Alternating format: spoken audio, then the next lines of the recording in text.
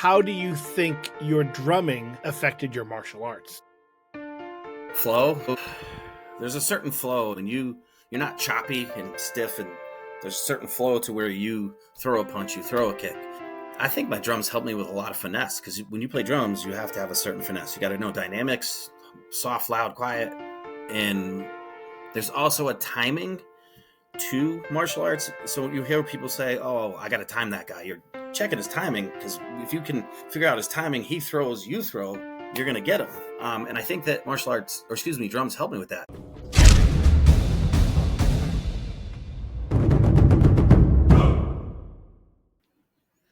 Welcome, you're listening or watching to the next episode of Whistlekick Martial Arts Radio, and today we're joined by Brandon Rousseau. How are you today, Brandon? Good. How are you? Thank you for having me. I'm doing very well. We're excited to have you here, and we're looking forward to getting into your story. But just in case we have any first-time listeners, I want to make sure that you know about all of the stuff that we do. Obviously, we have this podcast. whistlekickmartialartsradio.com is where you can go to find out all of the show notes about this particular episode and every one of the other over 1,020 episodes that we've released here at Whistlekick Martial Arts Radio. On those pages, you'll find transcripts, you'll find pictures, you'll find contact information for our guests. And you'll also, at the very top, you'll find a button that says subscribe. And that's to subscribe to our exclusive Martial Arts Radio podcast newsletter. So you can get updated on every episode that we have coming out and any behind the scenes things. You also get a free book, which is kind of cool. But the podcast is but one part of what we at Whistlekick do. We also do so many other things. You can buy apparel. We've got shirts and hats and hoodies. You can buy books. We have training programs. We have all sorts of things. We host events, and all of that stuff you can find at whistlekick.com. And the last thing I want to let you know, if you want to help support the show, you can go to patreon.com/whistlekick, and you can help support the show monetarily, because we bring it to you for free, but it does cost money to happen. So we would love for you to be a part of that and help support this show. But Brandon, how are you doing today? I'm doing very well. How are you? I'm great. I've been excited to sit down and chat with you for a while about this. Yes. We have met each other on a personal level outside of martial arts about a year or so ago, and recently realized, oh my gosh, you are a martial artist. How did I not know this? And I was immediately like, oh, we got to get you on the show. So I'm really happy to have you here today. Well, I'm excited to be here. So, everybody has an origin story, a start to their journey. And, you, like I said, I've known you for a while. You strike me as someone who is kind of would have been into comic books as a kid, or maybe still are. Yeah. Okay. So if we go to episode 1 of your comic book of your martial art journey, take us through that episode. Where does it start? How does that whole thing happen? So it's kind of funny how it starts. My uncle had his own, I was born in Worcester, and he had a Ukinao and karate studio. And we would go, he was a Worcester police officer. So he would use that in that, in his job and in his duties. But my parents would always take me to his house, but they would never let me train. Now, you couple that with, I'm watching Kung Fu with David Carradine. In my 3-4-year-old mind, I believe that my uncle can do everything that David Carradine could do. And sadly to say, at 52 now, it's like I realized a lot of the mystique and I'm probably never going to be a real ninja someday. And so we left Worcester, and it wasn't until the beginning of my 7th grade year, that's when I started Taekwondo, and changed my life. I'll never forget how sore I was after my first class. Muscles hurt on me that I didn't even know that I had. And the good thing about that school is it was 5 days a week, 2 hours a night, and you could do a Saturday class as well. But Dennis had always started, if you were a white belt, he was awesome, because you wouldn't even get your dobuck if you didn't earn it. You wouldn't even get your white belt. There was that certain step where he wasn't being mean, but it's something you have to earn. And I remember when he gave me my uniform, he's like, now don't go home and sleep in your uniform. You're not allowed to sleep in it. Cause I was so excited, cause I'm like, man, this is it. This is where I'm going to learn. This is, and let's, fast forward a little bit. In eighth grade, I had to stop. My parents couldn't take me. Dennis had moved to Enfield, and my parents couldn't get me to his school. And then about that point, I remember I had a red belt, and I had, let's say, from eighth grade till I could drive my sophomore year in high school, I couldn't get there. Well, I don't know if anybody else knows this story, but I went back, and at the time, it's obviously Mr. Scuderi. I was 16 years old. You always called him Sabanim, and you always had the utmost respect. So I said, I want to train. I want to get my black belt under you. And he had said, well, I have cancer. I have lung cancer. I have 6 months to live. And at that point, he was leaving his school to another student. And then there was a break off. Blue Dragon, you had 2-3 different black belts take off and do their own school. So I had trained with Jimmy Soroka and Jim Calvi, who were considered some of the top students that Mr. Scuderi had. And it was there that I had earned my black belt. But it's hard because I always wanted to get it under him. And he also had black belt classes. And I'm still friends with his daughter. And come to find out, in those classes, he taught Sambo. Sometimes he would teach samurai sword. And I had I got into a confrontation on the ground when I only had my black belt, I'm just going to say I would have been in a lot of trouble. And I didn't believe that that would happen. It kind of was I trained at a gym in Granby doing weights. And that's where my friend Dan Case was teaching Kempo. And then he taught, we just decided, let's be friends, and he'll teach me, I'll teach him, and we'll train. And that's where I really learned like infighting, because listen, I love Taekwondo, but I'm just going to say the hands, or at least the way I was taught, a lot of you're very traditional, and the hands aren't probably the best. You're not going to try to take on someone in Kempo or a boxer. You're going to try to keep your distance, and you're going to try to keep them on the out. So then I learned infighting. Well, then I thought I was all set. So it was 1998, West Hartford Center, Jim Hughes, Gracie Jiu-Jitsu. Now, I didn't walk in with an ego. It wasn't that. But I just thought I had some different misconceptions. So when I went in, I'm like, oh, Jim, are we going to roll? Can I roll with you? He goes, oh, yeah. Listen, absolutely. After class, he goes, but why don't we start you with this guy? He's been here for 6 months. He goes, we'll get you the basics. So we get on our knees, and he was a 16-year-old kid, and he tapped me out whenever he wanted. Mm. And I was so blown away by that. I never thought it was that bad, right? I've learned in jiu-jitsu, it's like a game of chess. If I'm touching your ear over here, it's because I'm trying to get you to do something I want you to do so that I can, get my will. And it's been a journey, because then from there, I went to just mixed martial arts. I had trained under Brian Jones, who is under the Charlie and Walt Lysack. And that was kind of like my last training formally. Dan still comes to my house. Brian, I go to his house, and we all have like a training. Definitely not belt oriented with either of those guys, but definitely learning to be well-rounded. And, it's one of those things where when I was a kid, I believed all the hype with, Kung Fu. Dennis always would say, it isn't Kung Fu theater. That's not how a fight looks, just so you know. But there was a part of me that wanted to believe if I concentrated on a penny, I could move it, or all those things that you see. And then you come to realize, like, I love you watching UFC, right? And so there is a sport element to it. I'm not a professional fighter.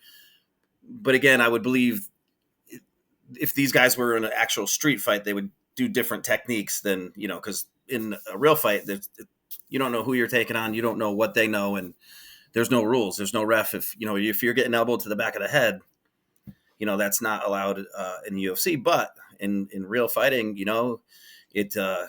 it's anything goes, and that's really been the biggest thing for me.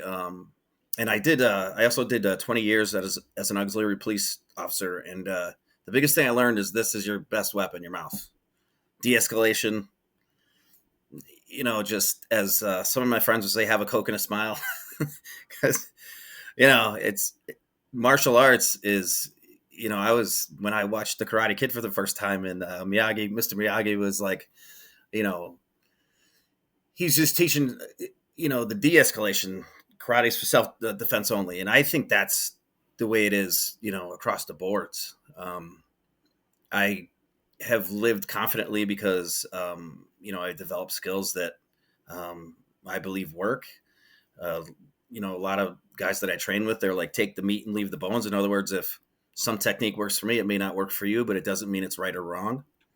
And 100% after that, after being in the Gracie Jiu-Jitsu school and being tapped out every way to Tuesday, it was such an eye opener for me because, I also, at the time, I loved to lift, and come to find out, the way I would train is I'd pyramid my sets. So wouldn't you know, my arms burn out way faster. I start here and then they start going like this. They're big and they're heavy.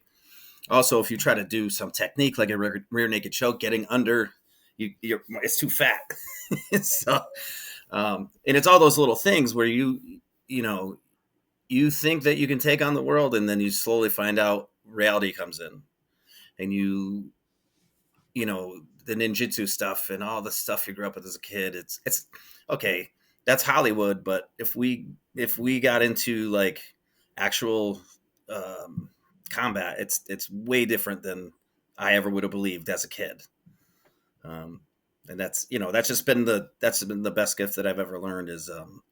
And the other thing too is eye contact. Everyone that ever taught me, if somebody is looking at you, you look them dead in their eyeballs, just to let them know, like, I'm not a target, and not, aggressive by any mean, but just, hey, I see you, I acknowledge you, spatial awareness, and, all that stuff.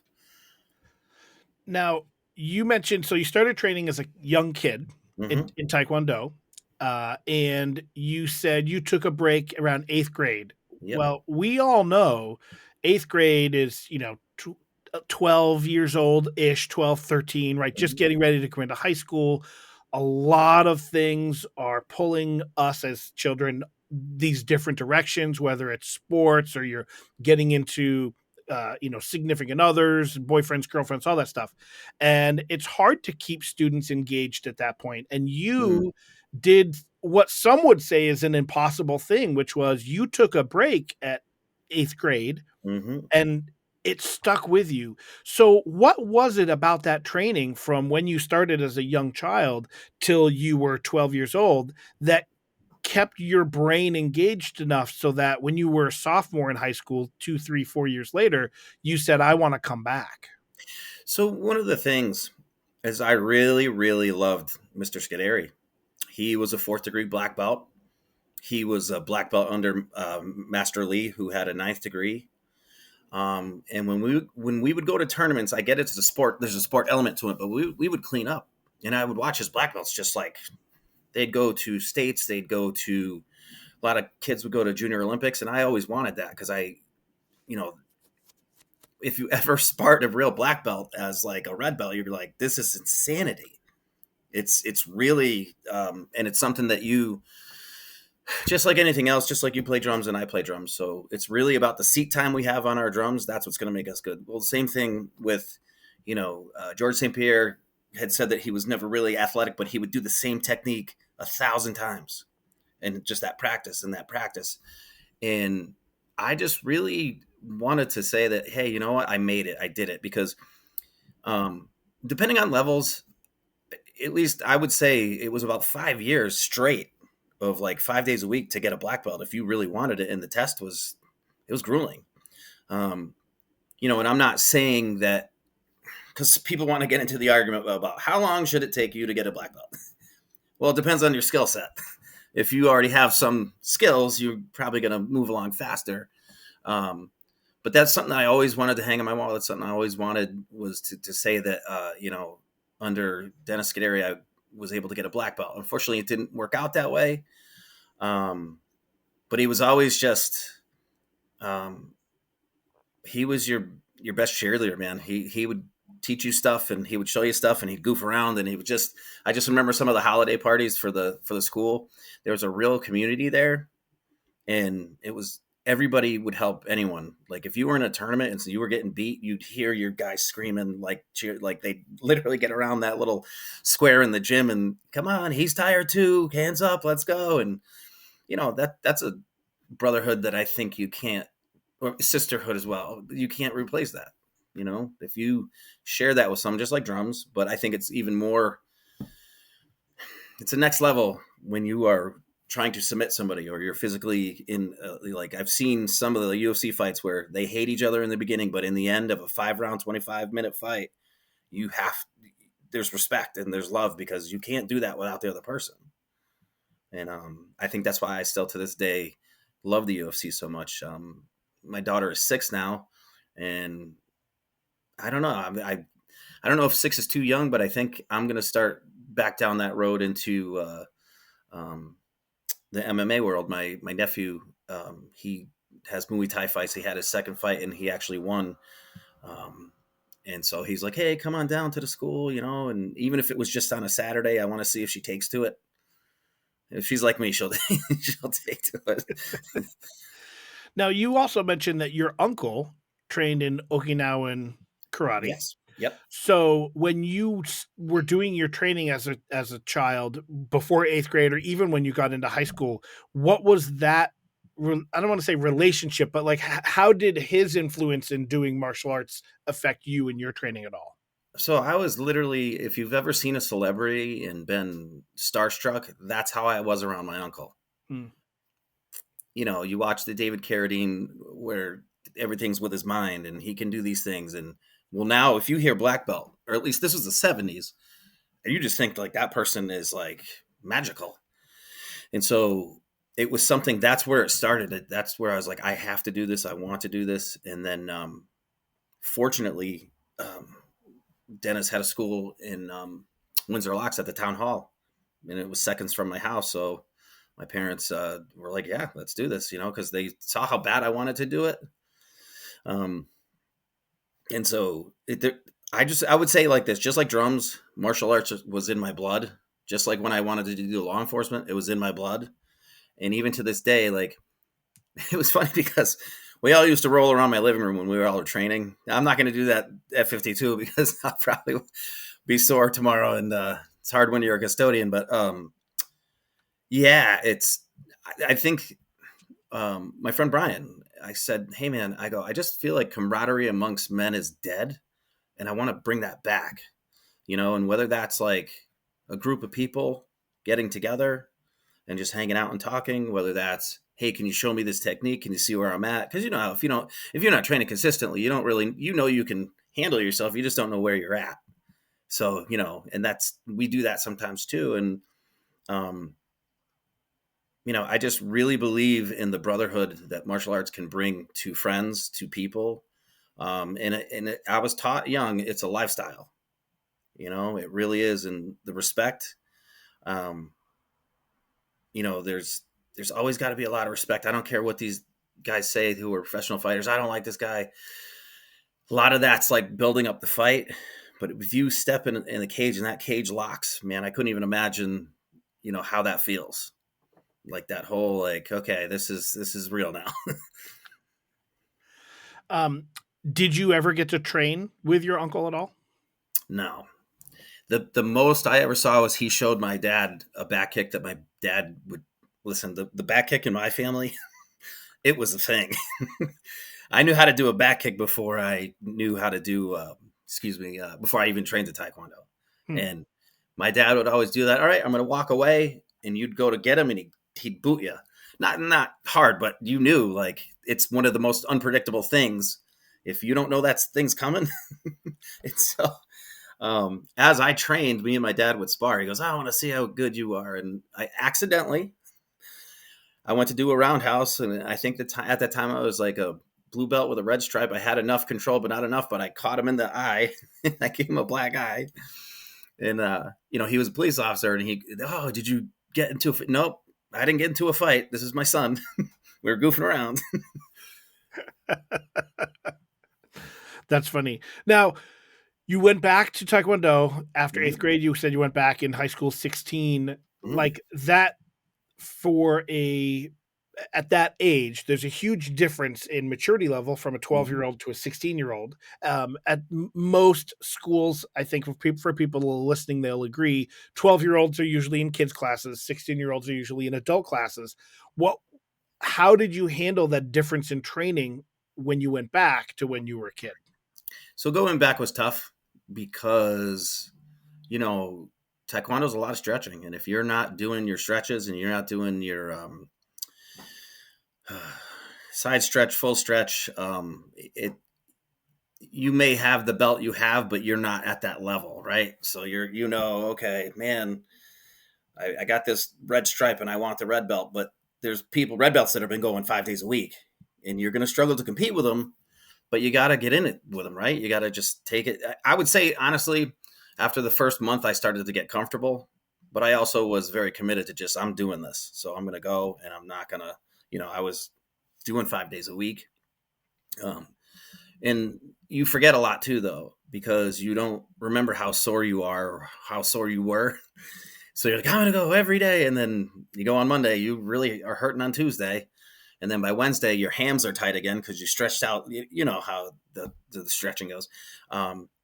But, patience with myself and just realizing that I had an overall goal, because I grew up watching these, I don't know, just watching the black belts because I would sit and I'd watch. Those guys were just off the charts. Like I was like, how can I do that? Because they just were so good. Now, you've mentioned competition a couple of times. Was that Mhm. something that you were really into? Were you driven by competing, the sport Yeah. aspect of it? Yep. So there was always the state championships for Taekwondo, and I was able to get second in my first one, and then I got second in my next one. But I will say I competed in the Nutmeg Games for Connecticut, and listen, they put me up against what I didn't know. So in the states, I fought with a blue belt with a red stripe. When I went to go to the Nutmeg Games, I had a red belt, so they put me against a black belt. And let me just tell you about how that fight went. This guy was about 7 feet tall. Jumbi Chiripunye, ready fight. He runs over, kicks me in the back of the head, and I'm out. It was the first time I ever got knocked out. But you know what? It was a life experience that I loved.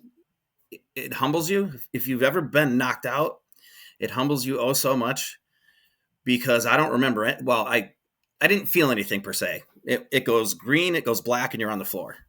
But I didn't feel myself hit the floor. And so you realize at that point, if you are to get into something and somebody catches yeah. So that whole like getting up in something, the '80s bouncer up in the get up in their grill. Don't do it, dude. Keep space, keep distance, use your verbal skills. Don't underestimate anything or anyone. And that's yeah, that was a it was a we figured out after I shouldn't have fought in that class, just to be clear.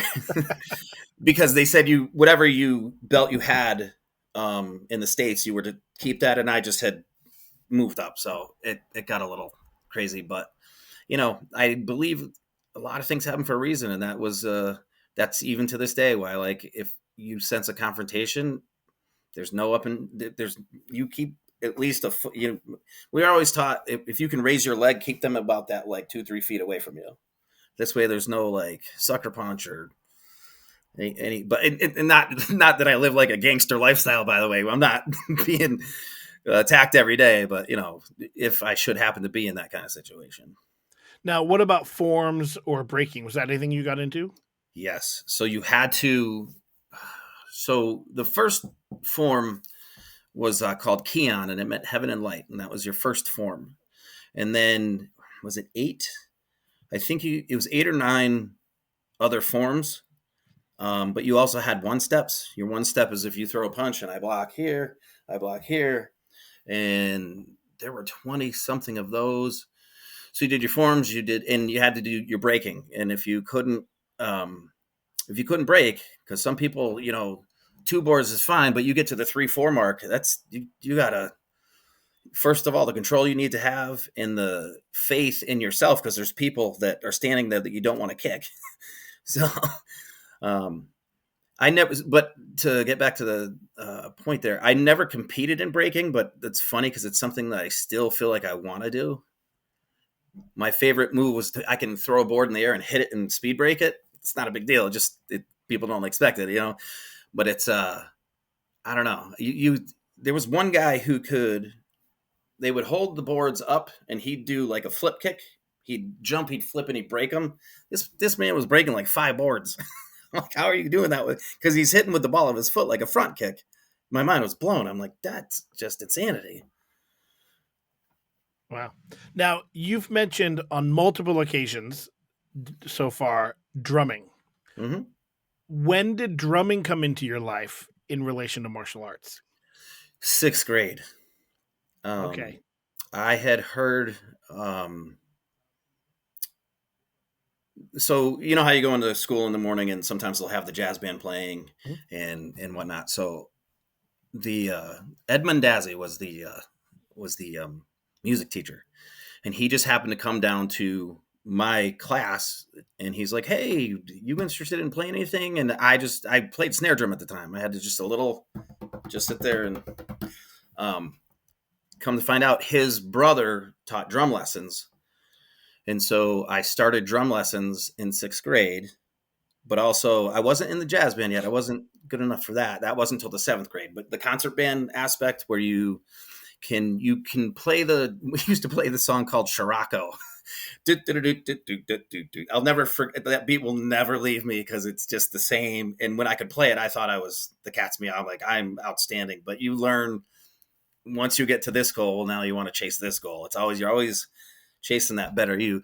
And so, yeah, that started in 6th grade. And I played all the way through high school. In high school, I did the jazz band. I did NCCC concert band. I was able to make it to the, I forget the name of the jazz band, but it's the Northern Regional Jazz Band. And so I practiced all the songs like religiously. And then I get there and there's a conductor. He goes, "Oh, I'm going to change all the songs. We're going to sight read." So, yeah, no, thank God they were not awful. I'm like, dude, we're playing tomorrow. That's when the concert was. We had like a practice and then we were going to play, but we pulled it off. And, that was a good thing too, because my music teacher, Neil Rinaldi, was a drummer who graduated from Berkeley. So if I got to pick his brain, I could pick his brain. Also, Michael Savage of the Savage Brothers, like those 2 people were people I could call if I was like, dude, I don't know what I'm doing here. At least they can walk you through and you can breathe so that you can play. And that's still, yeah. So to this day, I played in the cover band till 2015. So that was like from 2010 to 2015, I did the cover band world. Gotta say, I didn't love it. Getting home at 4 a.m. and, then you sleep till 8 o'clock and then you get back up and your sleep's all thrown off. And so I got out of that. And then in 2018, I started playing drums for my church. And that was a blessing because there's clicks, there's backtracks. It's the most professional thing you're ever going to do. But you're also doing something for God, where it's like, okay, I like that, and it's only an hour.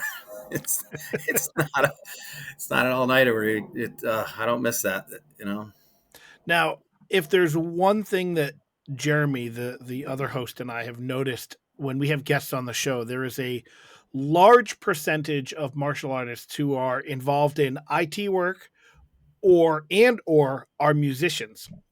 And I'm curious how you would talk about how your martial arts affected your drumming and how your drumming may have affected your martial arts. So let's do martial arts to drumming first, because you did start martial arts younger than you did drumming. So let's go. How did your martial arts affect your drumming? Discipline. So I'm going to say this, as drummers, I don't think we like to practice as much as we say we do. I try to do 10 minutes a day, whether it's with my feet, my hands, a beat, and it keeps me up. That just keeps me. but I was able to. One of my friends is friends with the drummer from Breaking Benjamin, and I said, "Dude, what's the key?" He goes, "Seat time, and use a metronome." He goes, "And know your stuff." He goes, "If you show up somewhere and you're not prepared," he goes, "don't go." And so you take that element of martial arts. If I know I have a test coming up, you bet I'm going to be at home. Okay, you're running through your forms. Okay, what does Kion mean, and all the things that how to count to 10 in Korean. Um, you're practicing, and if you're not willing to put the time in, it, I don't know. I just believe like if you're going to do martial arts, do martial arts. If you're not going to do it, don't do it because you'll get hurt eventually if you kind of half do it. Same thing with drums. It's like I was just blessed. I had a good feel. People just would tell me that like I can get the room moving just with a doom that doom that. And I was blessed. I didn't you know I didn't really work on that. It's just something that I was blessed with, and I think they both go hand in hand. Um, Martial arts kept me very disciplined throughout my life, and very much like my dad said. He goes, "If I'm going to get you a drum set, you're going to play drums, and we're going to do this, right? Because you don't want to spend the money on a drum set and then it just sits." So that was the thing that martial arts taught me to be committed, but also to stay loyal to whatever you're doing. And it's been amazing. Just the conversations I've been able to have with people who are martial artists. Like I was blown away when not only do you do martial arts, but you have a podcast. I was like, how do I not know this? that's yeah. Now, how do you think your drumming affected your martial arts? Flow. So there's a certain flow, and I know you know what I mean when you're not choppy and stiff, and there's a certain flow to where you throw a punch, you throw a kick. I think my drums help me with a lot of finesse because when you play drums, you have to have a certain finesse. You got to know dynamics, soft, loud, quiet, and there's also a timing to martial arts. So you hear people say, "Oh, I got to time that guy." You're checking his timing because if you can figure out his timing, he throws, you throw, you're going to get him. And I think that martial arts, or excuse me, drums help me with that. There's just a flow where the worst tempo I like to play is 60 beats per minute. It's horrifying. It's so slow, and there's a technique to it where you just gotta like drill it into your head. Same thing with the back and forth. And when it was Taekwondo, it was a lot of back and forth. Back up this, and when it would get to other moves, if you have a technique, I remember I did Aikido for 6 months, and believe it or not, that really helped me understand. They do the moon steps where they get out of the way, which is not as easy as you think when you're a Taekwondo guy who's like, well, I'm gonna just counter you. I'm gonna stay on center line. I'm staying right here. Never to think get off center line, where you see like a lot of guys. How was it Holly Holmes who beat Ronda Rousey? She was Yep. using angles, and same thing with Connor. People say you can't. He first of all he hits really fast and really hard, and he angles. So that's drums gave me that because it's all timing, man. You know how it goes. Like you want to do the best you can, and you have the best game plan in the world, but sometimes it just doesn't go that way. But if you can start practicing those offline things, same thing with like linear. I love linear drumming. It is odd time signatures too. They all kind of blend, and they all kind of have their own timing. Drums has their timing, and so does if you're going to do martial arts. You don't want to be choppy. You want to flow. You want to finesse, and also have the technique to be able to hit hard enough if you're going to, in fact, hit something. Now, one of the things that we see a lot in martial arts is martial artists typically stay with one style and they're very loyal to that one style. And then we have students that go off and learn and do all sorts of other things. And I think you and I would both agree. I know you well enough to know that neither one of those is better than the other. Like one, what works for one doesn't work for everyone. And Correct. you clearly wanted to go in these different directions. And I'm curious how you came to that decision and when that happened, and talk a little bit about that cross training that you're doing. Yep. So it happened, I think, let me think, was I 19 or 20 years old? There was my friend Josh trained weights at a gym in Granby, Connecticut that also had a Kempo school attached to it. And that's where I met Dan Case. And Dan, he's just an awesome person. I love the way he teaches. He gives you process the information, and he would come and goof around with us. He'd be like, "Hey, Brando, you want to see some weapon destruction?" So he would show me like some Filipino Kali move, and he'd show me like a Ed Parker Kempo move, and that's when I realized I was like, I should work on my hands. Listen, nothing. When I walked into Taekwondo for the first time, I thought it was the best thing in the world. This is all you need to know. When you slowly start to learn that's not true, that's very hard to process. But I started to learn that because Dan would be like, "Hey man, do you want to throw some boxing gloves on?" If I didn't have my kicks, that dude was tuning me up. He was on the inside, and just his boxing was way better than mine. And so it slowly started there where I was like, okay, all right, so I need to be well rounded. And Dennis did always say that. I didn't really know what it meant, but you got to be well rounded. And then from there, you find that I never forget my friend Fred Bushy, phenomenal Tang Sudo guy. He just was like, he competed in Russia, and we wanted to just throw down one day and see what would happen. Dude, we ended up wrestling. It turned into like we were trying to hurt each other, but it turned into like he was getting me, so I just grabbed him and I threw him to the ground, and that's where I slowly started to realize that there's a little more to all of this. I would believe that if I was whatever eighth, ninth grade, if I had gotten into a fight with one of the wrestlers in high school, I would not have done well, which is hard to say, but knowing what I know now, if I didn't get if my game plan failed and I missed my initial counter or whatever it is, and they got a hold of me, that's going to be a tough day at the office. And what's your training like now? Like, what are you doing now these days for training? So I recently bought a stretch machine, and I've been working on my stretch. When I go to the gym, my gym has a heavy bag. I'm slowly starting to the tops of my feet because of the years of kicking. Like if you saw the X-ray of my bones in the top of my foot, they're all mini fractures. And the first time I went back, I kicked the bag as hard as I could, and obviously dumb move because my foot was black and blue. And I was like, oh yeah, dude, we didn't do this overnight. So it just taught me to, the tip, you just start slow. It was funny because I couldn't tell you the last time I threw a punch, but there's that 99.9% lockout where you lock it out. You forget that too, the hyperextension. But also, I used to have a really good hook kick, and I can still do it, but you got to be careful because you throw it as hard as you can throw it, and you're not stretched properly. So I'm slowly working my way back. And it's my friend Brian, he's got a gym in his house, and he's got a mat. He's just that dude hits like a freight train, but he also, it's great because you get to pick his brain, and it's kind of a combination of everything. He always says, man, you got heavy feet. Cause yeah, Taekwondo, if I kick you in the thigh, right. But now it's just more, I believe I'll be back in official school at some point because I just feel I'm being called back that way. But now it's just getting together with Dan, doing the Kempo stuff, getting together with Brian. We're doing the MMA stuff. Even my nephew, we got together and we were talking before he had his Muay Thai fight there. So just there's little pushes where life is nudging me back in that way, or I'm like, okay, I see. It's just something you love. I would never was shy. If you tap me, you got me. I tap.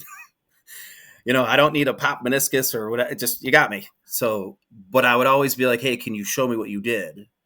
Because if we can learn from each other, because that's what whether you're sparring or whether you're rolling, I feel like it's our job to teach each other. If you're phenomenal at something and you can help me figure out what you did or counter it, that's what a school is about. That's what the camaraderie is about. And that's what I miss. I'm not a tough guy, nor would I want to go to a school where it's filled with tough guys. Like, some of the most professional fighters in the world are some of the most humble people. And I love that.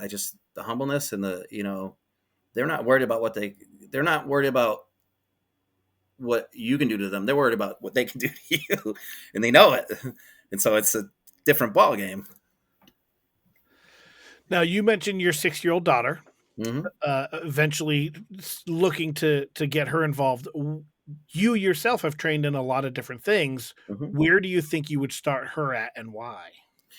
So, if I was going to start her, I would start her with her front snap kicks. Just, there's 4 counts: up, out, back, and down. Probably just teach, if she doesn't understand the fighting stance, because, Kempo has a different fighting stance from Taekwondo. Taekwondo has different from MMA. So it would be like, I'd want to teach her more of like an MMA fighting stance. But I'd have to see what she grasps. I think she would understand a front snap kick because Mhm. it's one of the easier ones. Um, and then I'd probably show her a roundhouse kick, but always teach her to keep her hands up. Now Because I was now I yeah, was thinking more stylistically, like, would you put her in a oh, Okinawan karate school, or would you bring her to Taekwondo? You yourself have trained in lots of different sure. things. Like, where would you start her at? So it would be an MMA school, but to be honest with you, I'd probably start her in Muay Thai, um, just because I wouldn't want to set her up to not have good hands. Muay Thai has hands, right? So if we can start her somewhere where she's got feet and she's got hands, and as she gets older, they also offer you can do jujitsu, or I don't know. I think it's Brazilian jiu-jitsu. I think, but I would want to set her up to be as well rounded as she possibly could be. But I just feel um, I wouldn't want to. I love Taekwondo. It's great, and I will tell you that you can defend yourself with kicks. Um, but there's very many different angles to that. Um, but I just believe Muay Thai has the hands, the elbows. It's you're going to use that a lot more. If she can get the kicks and the hands, and then we get her the ground, I think and again, it's all based off like, does she love it as much as Dad did? Because I loved it. I just the first time I saw it, I was like, that I want to do that. So, um, we'll see. I know she has a phenomenal single stroke roll. She can sing karaoke in time. So she's got a lot of things where I'm just trying to throw as many hobbies at her as possible and see where it goes, And but obviously, as a father, you want your daughter to be able to defend herself, right? You nobody wants to see their daughter upset or hurt or whatever the case would be. So, um, yeah, it would be the Muay Thai into like a combination of also the ground stuff. So I think that would be the plan if it works out that way. All right. So the beginning of this interview, we talked about where you started and where Mm-hmm. you went to, and we talked about what you're doing now. Where do you want to go from here? Let's say you and I get together in 5 years and we talk again and have another interview and we talk about what have you done in the last 5 years? What do you hope to be able to say? Well, first, like my actual, well, I wouldn't say competing weight, but I really belong at about 170 pounds, and I'm like 215. Martial arts will teach you really quick how to where you should be in that game. If I could plan it perfectly, it would be just back in with a bunch of dudes who like to train and belt. I don't. If there's belts involved, great. But if there's not, that's okay too. But um, it just really would be nice to have perfect world. My daughter in a school with a bunch of great dudes who just we all have each other's back. It's like a brotherhood. It's we I don't care about who can beat who. We care about who can better who. you know, and so that would be the ultimate plan for me. I still weight train, and all that, but that's you understand that it's different. Like weight training is if you don't weight train the right way, you're going to hinder your progress. So I believe that doing some weight training, but also doing it a different way um, would be beneficial. And yeah, 52, you're just like, I want to be the best as I can be. And, eyes forward, don't look back. Let's start it again. Wherever we are, we are, you know, but do it because I love it, not because, I want to. I feel like it's just like when you play drums. If you try to be good at it, good luck. So if someone listening wants to reach out to you for whatever reason, they, resonated, something you said Hmm. resonated with them, can people reach out to you? And if so, how should they do that? Absolutely. If they want to send me an email, it's the B Rousseau, Rousseau 421 at outlook.com. And if it goes further from there, we could even exchange numbers, just see where it goes. I mean, I love martial arts. I love the martial arts community. So yeah, that would be phenomenal. Awesome. So I'm going to throw it to you here to close us out here in just a second, but I want to make sure the listeners and maybe viewers, if you're watching on YouTube, if you are watching on YouTube, hit that like and subscribe button. That really helps us out.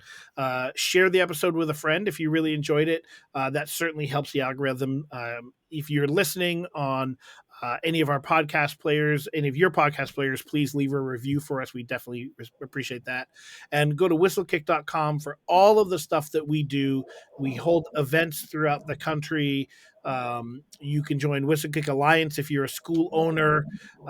You can purchase products through there, whether it's a baseball hat or maybe a shirt or a hoodie or something like that. You can use the code podcast15 if you want to save yourself 15% off almost anything there. Not everything, but most everything. You'll save yourself a little bit of money.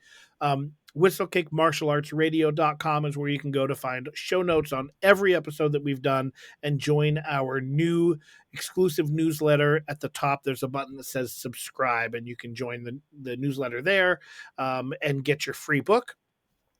What else am I missing? Patreon. Patreon.com/whistlekick to help support the show so that we can continue to bring you the hundreds and hundreds and hundreds of episodes, over 1,000 now that we've done, that we've brought you all completely for free, and you can be a part of that, and we would appreciate you doing so. But Brandon, thank you so much for being here. How do you want to close us out, and how do you want to leave this for our audience today? Man, for me, just do the best you can at anything you're doing. Do it because you love it. There's going to be ups and downs, good times, bad times. But yeah, if you keep your passion, somebody said to me about anything, they go, it's not that you have to do it, you get to do it. So in other words, I get to train, I get to go to the gym, I get to do these things. And I just think how you look at it mentally is your mind will give out way before your body will. And your mental fortitude, that's going to really direct a lot of things. So stay positive, train, play drums. If anybody wants to talk any of those things, that's outstanding. They're just things that I love. They're very dear to me.